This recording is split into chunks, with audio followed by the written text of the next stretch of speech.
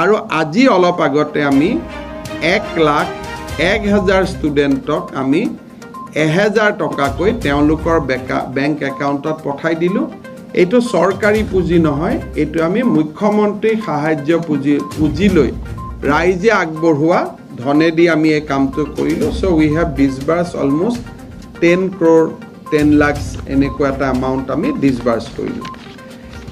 Education ডিপাৰ্টমেণ্টে এতিয়া এটা operation চলাব, সেইটো হ'ল যে বিনামূলীয়া পাঠ্যপুথি যাতে ৰিপিট দিব পাৰোঁ, কাৰণ যি দিলে সেইটোতো বৰষুণে লৈ গ'ল। গতিকে এতিয়া তেওঁলোকে এটা এছেছ কৰি আছে যে স্কুলবিলাকৰ পৰা আমাক হেডমাষ্টাৰে জনাব যে কাৰ ইংৰাজীৰ কিতাপখন নোহোৱা হ'ল, কাৰ অংকৰ কিতাপখন নোহোৱা হ'ল।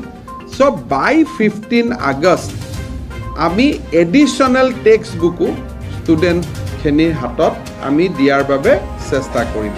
চ' আই এম চিয়'ৰ যে মই কথা কৈ থকাৰ সময়তে বহুত ল'ৰা ছোৱালীৰ বেংক একাউণ্টত ইতিমধ্যে টকা সোমাইছে।